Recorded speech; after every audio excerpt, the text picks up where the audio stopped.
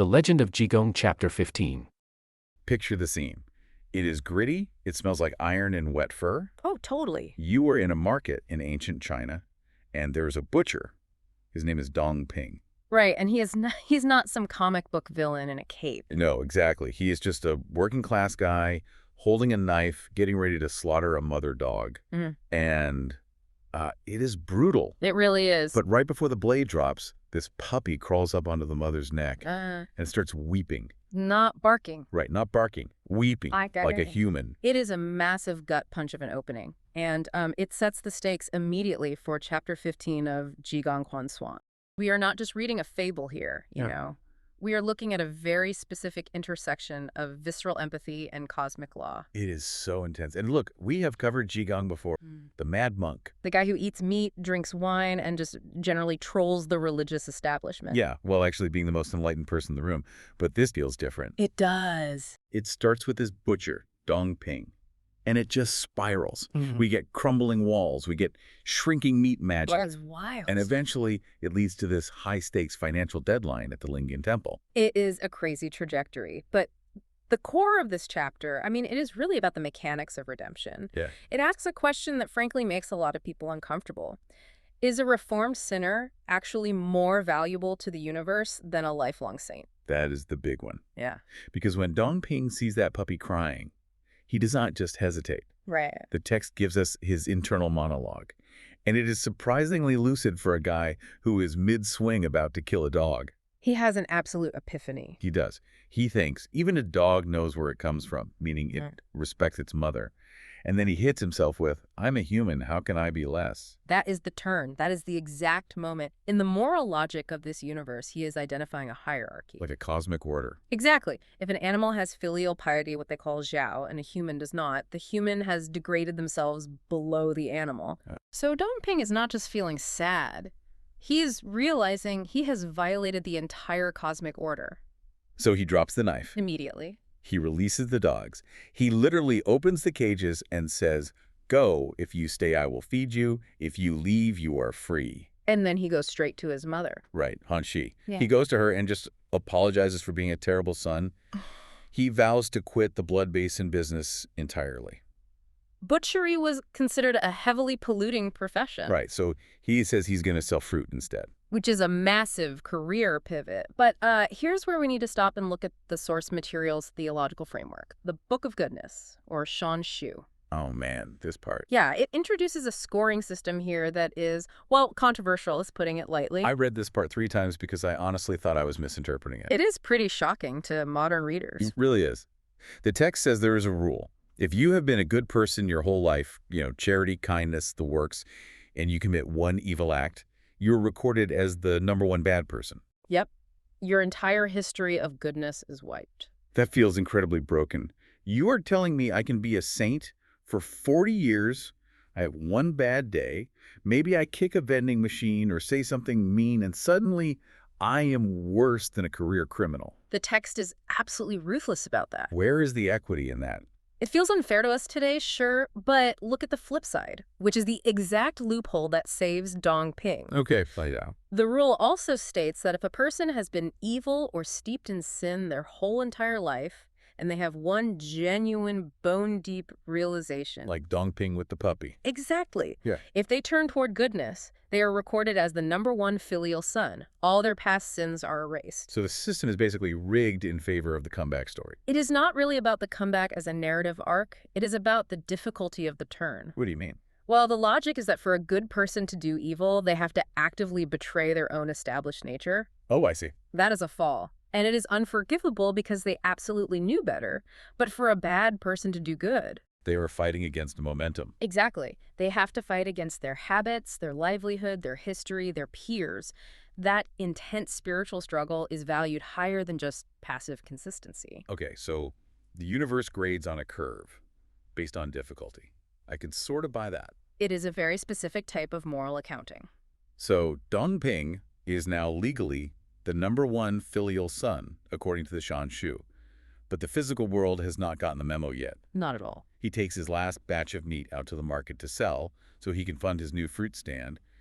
and nobody is buying. Karma is messy. It does not resolve instantly on the ground. Right, so he is wandering the alleys, cannot make a single sale, and he ends up resting his heavy baskets against this shadow wall at the Yuhong Pavilion. And this is where our main character finally enters the frame. Jigong, our raggedy, wine-drinking monk. Now, he knows Dongping, right? He does. Jigong has apparently scammed some free meat off him in the past. Classic Jigong. Classic. But this time, Jigong looks at Dongping and sees this black key hovering on his forehead. We see this term black eye a lot in these sources.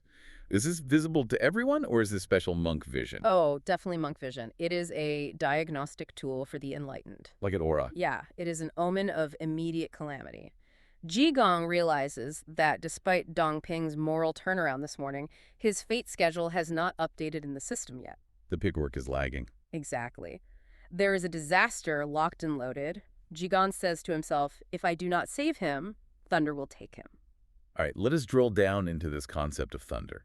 Because when I hear thunder will take him, I just picture a lightning bolt coming down from the sky. Zap. Done. Right. But the source material gets surprisingly granular about what thunder actually means here. It is not just electricity. Yeah, and this is a fascinating bit of Chinese folklore. The text references the 5 thunders. Which correspond to the 5 elements, sir. Correct. It is essentially a categorization of violent death. So it is a menu of doom. Pretty much. You have gold thunder, which refers to being killed by metal. Like a sword or machinery. Right. Then wood thunder is being beaten to death with clubs or crushed by a falling tree. Water thunder is drowning. Fire thunder is burning. And the one coming for Dongping. Earth thunder. Which implies what? An earthquake? Close. It refers to being crushed by something heavy and earthen. A mudslide, a collapsing building, or in this case, A wall. a wall. The thunder is not the sound in the sky. It is the sudden, violent release of energy from that specific element. That is so cool. So Jigong sees this earth thunder hovering over this shadow wall. He knows the wall is about to drop on Dongping. He has seconds to act. Now, a normal hero runs up and says, hey man, move. That wall looks shaky. Yeah. But Jigong operates on chaos logic.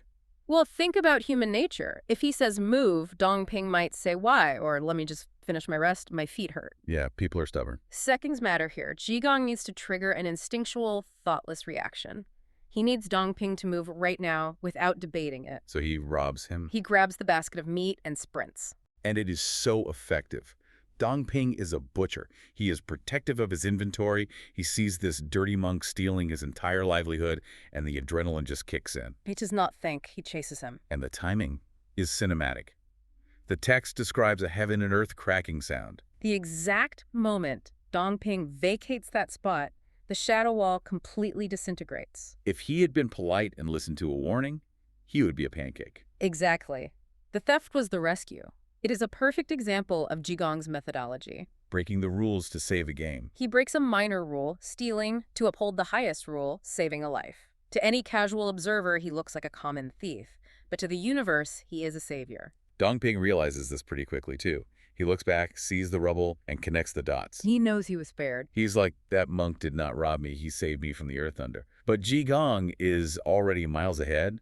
He has taken this stolen meat to a busy street, and he is pulling a prank. It is a prank, but it is also a social experiment. He starts selling the meat at a suspiciously low price. And this is the part that cracked me up. He's chopping the meat, and the customers see these huge 1-pound slabs. They are thinking, what a steal. Right. They pay, they grab the meat, they walk away super smug. But then glamour fades. The magic wears off. The source has this great line, meat is cheap, so the nose smells it. It is a direct commentary on greed. The buyers are so blinded by the amazing deal that they do not look closely. But once they get a few steps away, they look down, and that massive 1-pound slab has shrunk to 4 ounces. It is the ancient equivalent of buying a flat-screen TV out of a van in an alley and opening the box to find a piece of plywood. It totally is. One guy buys 4 pieces, thinking he is feeding his whole extended family for pennies. Oh, man. He walks 10 steps, checks his basket, and it is barely a snack, and he actually doubts his own sanity. He thinks, did I just see it wrong? Why does Jigong do this, though? Is he just messing with people because he enjoys it? I think it serves 2 really practical purposes. One, it punishes the greedy folks who are actively trying to take advantage of what they think is a stupid drunk monk. Right, instant karma. Two, it generates cash incredibly fast. He sells out immediately because the deal looks too good to pass up. Oh, that makes sense. Because when Dongping finally catches up to him, totally breathless and grateful, Jigong hands him the entire bag of money. he capitalizes the guy's new business. He says, here, take this, go start your fruit stand. It is a complete restorative cycle. Think about it. He saves the man's soul by triggering the turn toward filial piety. Yeah. He saves his physical body from the falling wall, and then he saves his economic future by funding the fruit business. It is a masterclass in intervention. And then, in true drifter fashion, he just walks away. His work there is done. He heads to the Sioux Causeway on Westlake.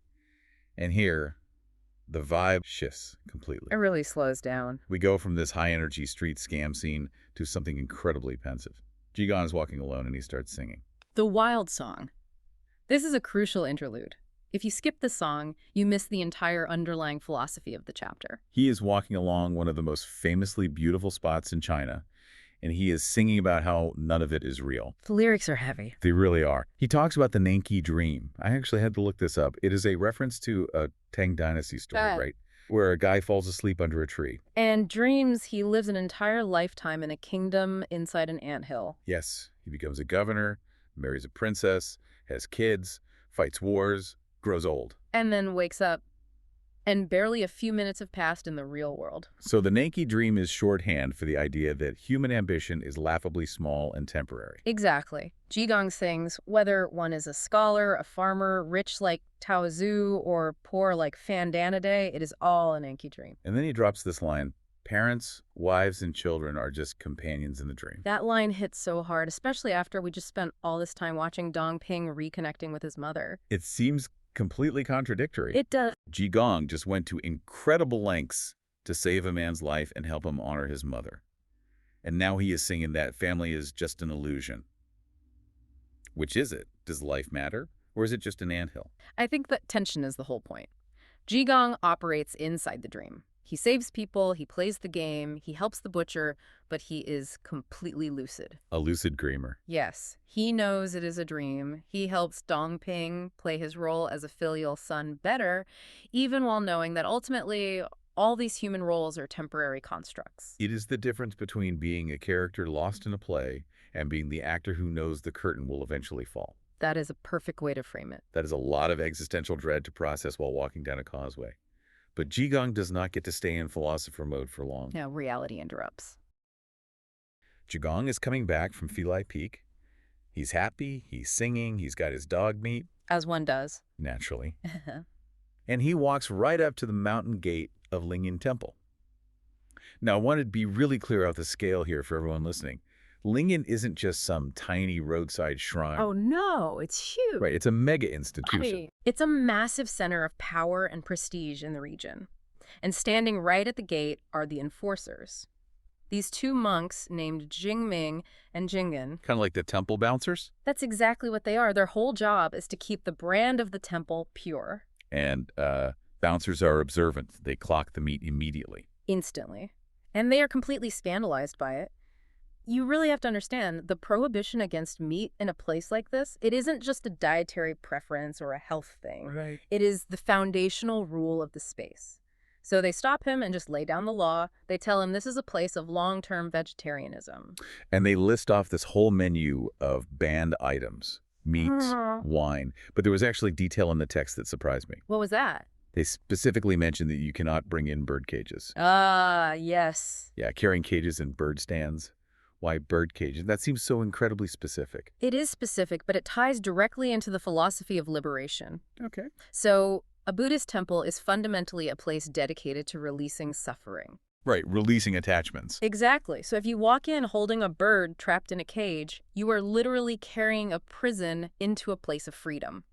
Oh, wow. Yeah, it's an insult to the very spiritual architecture of the temple. That makes a lot of sense. So if a caged bird is bad, a hunk of dead dog is definitely worse. Oh, infinitely worse. The text actually has them call it white bones reaching to the sky. That is visceral. It really is. They are horrified. They tell him point blank, "You have broken the precepts, throw it away." This is where Jigong does something that I think perfectly defines his Oh, character. absolutely. Because he doesn't argue theology with them.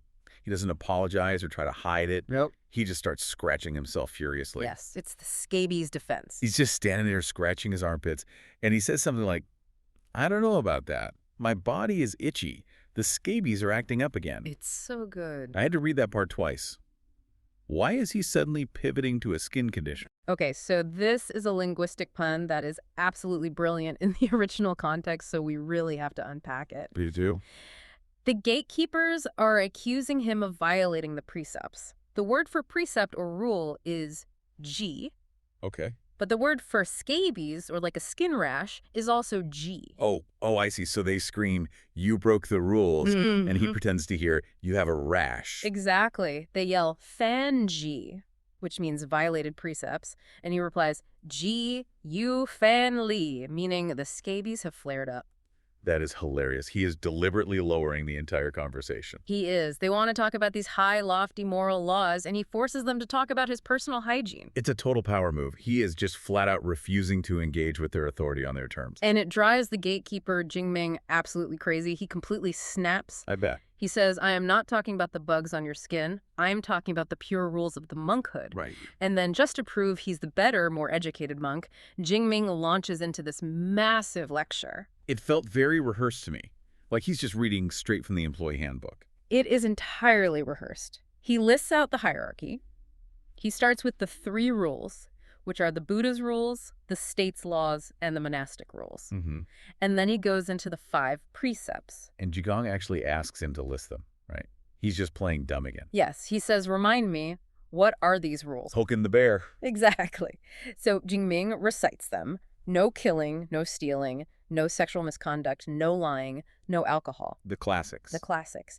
And he finishes this whole lecture with a threat. What does he say? He tells Jigong, if you bring that meat inside, it's not just you who gets in trouble. We get charged with failure to inspect. Even the supervisor gets in trouble. And there it is. The bureaucratic fear.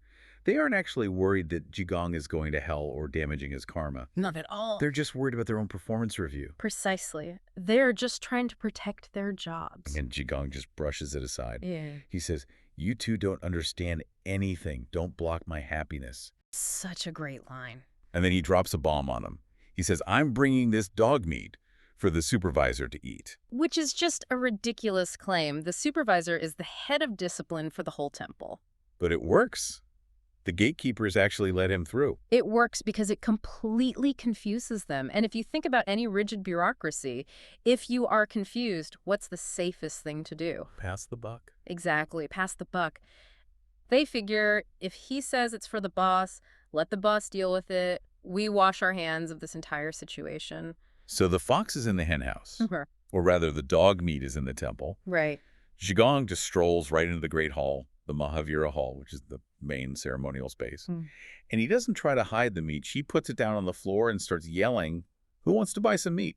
Inside the main sanctuary, it is total desecration. Yeah. The source text describes the other monks' reactions here, and it really highlights the divide in the temple. How so? Well, you have the good-hearted monks who are terrified for him. They're whispering, stop it, you're going to get flogged. And then you have the monks who hate him, and they're just standing back thinking, good. Let him dig his own grave. We finally have him. And then the boss arrives. The supervisor, Guanglian. The main antagonist of this chapter. Now, based on that whole lecture we just heard at the gate, no meat, pure rules, holy ground glosion there, I fully expected Guangliang to have a stroke when he saw the dog meat on the floor. You would absolutely expect that. He is the chief administrator. He is the guy who is personally responsible for enforcing all those rules Jingming was just reciting. Right. But this is where the story pivots hard. Guangliang walks over, he sees the meat, he sees the utter chaos, and he says, I don't care. I don't care if you killed 2 dogs. That is a direct quote from the text.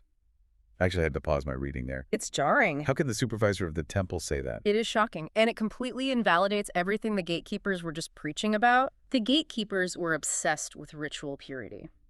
But the supervisor operates on a completely different metric. He entirely ignores the spiritual violation and just asks, what time is it? He's checking the clock. Why? Because of the debt.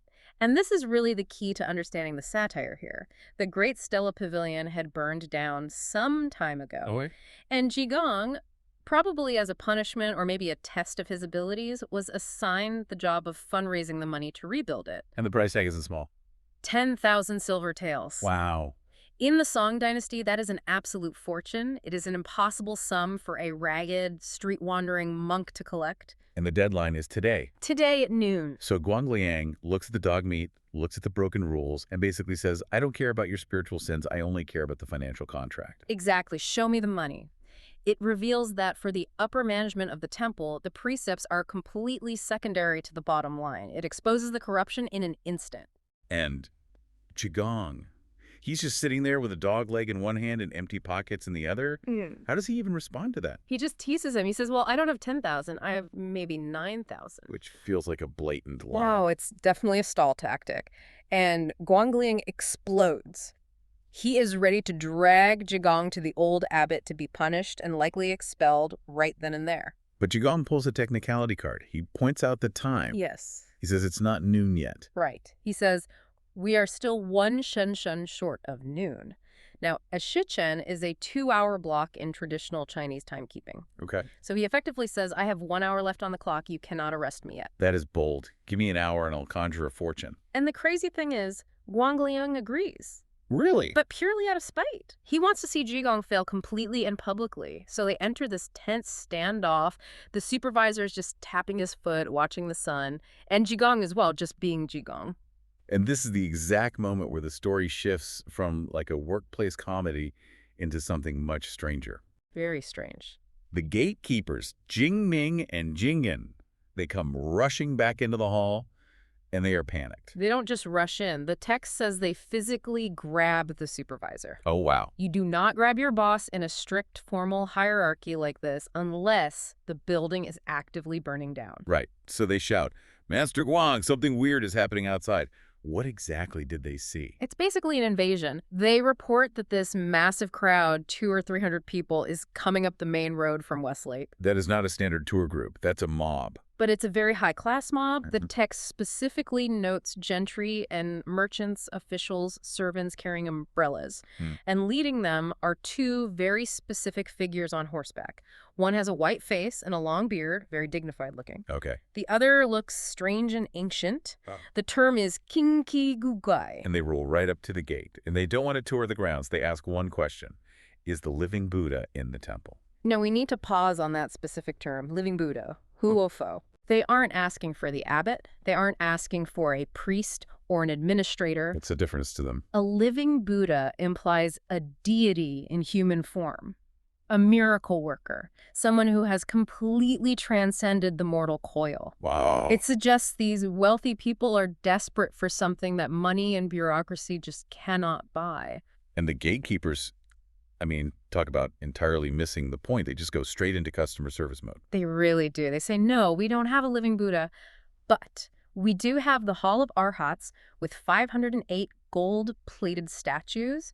Which one would you like to burn incense to? It's like going to a hospital screaming for a doctor because you're actively dying and the receptionist says, we don't have doctors, but we have some really lovely oil paintings of doctors in the hallway. That is a perfect comparison. The gatekeepers are offering the symbol, the clay statue, but the visitors want the reality, the living person. Right. The visitors literally say, we aren't here to worship clay. We want the living Arhat. And when the gatekeepers say we don't have one, the wealthy visitors do the one thing that terrifies the temple staff more than anything else. They turn around to leave. They say, fate is not aligned. Let's go somewhere else to give our money. Give our money.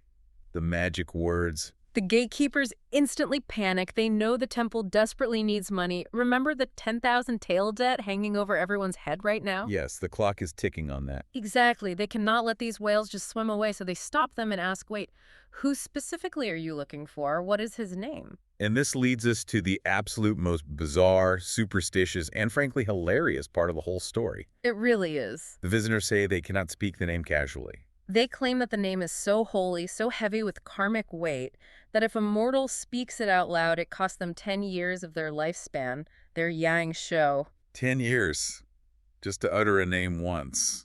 That seems a bit steep. That is the belief. It elevates this living Buddha to this terrifying cosmic level of power. So naturally, you would expect the gatekeepers to say, okay, never mind then. I would like to keep my decade of life. Thanks so much. Have a nice trip. You would think so. But they don't. They start doing math. I call this the gatekeeper calculus. It's amazing. Jingming actually stops to calculate his own mortality right there at the front gate. Right. He says, okay, a fortune teller looked at my stars, my Bazizi, and he predicted I would live to be 53. Okay, so 53 is the hard cap. Right. He says, I am currently 22 years old. So 53 minus 22, he has 31 years left in the bank. And the visitors tell him, there are two of us asking. If we both ask and you answer both of us, that is a 30-year penalty. So Jingming runs the numbers again. 31 years remaining, minus a 30-year penalty equals 1 year left. Wait, he literally looks at his colleague and says, sooner or later I'll die next year. He's just resigned to it. He fully accepts it. It is absurdly transactional. He is treating his literal life force like it's just spare change in his pocket. Yeah, I can afford that. He decides to sacrifice 95% of his remaining time on Earth just to secure a donation for the temple. It is super dark comedy, but it's also kind of tragic when you think about it. It is. It shows how completely warped his priorities are. He values the temple's income and avoiding a bad performance review from his boss more than his own existence. Yes. He tells them, go ahead, I'll take the hit. Just don't ask for anything else because I'm fresh out of years. And the supervisor, Guang Liang, is standing there watching this entire report unfold. Right, because they've run back to tell him this. Exactly. Now remember, Guang Liang is supposed to be the bad guy, but he is also the boss. A good leader would step in right here and say, stop. Do not throw your life away for superstition. This is total insanity. But Guang Liang needs those 10,000 taels to rebuild the pavilion. Desperately, he sees the money walking out the door. So instead of stopping them, he jumps in on the deal. He says, don't worry. You two speak. I will chip in and lose 10 years of my own lifespan to cover the difference. It is absolute madness. You have the entire senior administration of the temple, the gatekeepers and the director standing in a circle, haggling over decades of their lives like they're just splitting a dinner bill. I'll take 10, you take 20. Exactly. And for what? To get the name of a man they probably already know? Right, because we, the audience, know exactly who the living Buddha is. It has to be Jigong. The irony is just suffocating. The man they were just trying to kick out for holding dog meat is the exact same man they are now literally willing to die to identify. And the scene ends on this massive cliffhanger. Yep. Jingming is standing there, unhurried and not flustered, ready to speak the name and accept his death at age 23. Yep. The supervisor is ready to lose his decade. The crowd is waiting.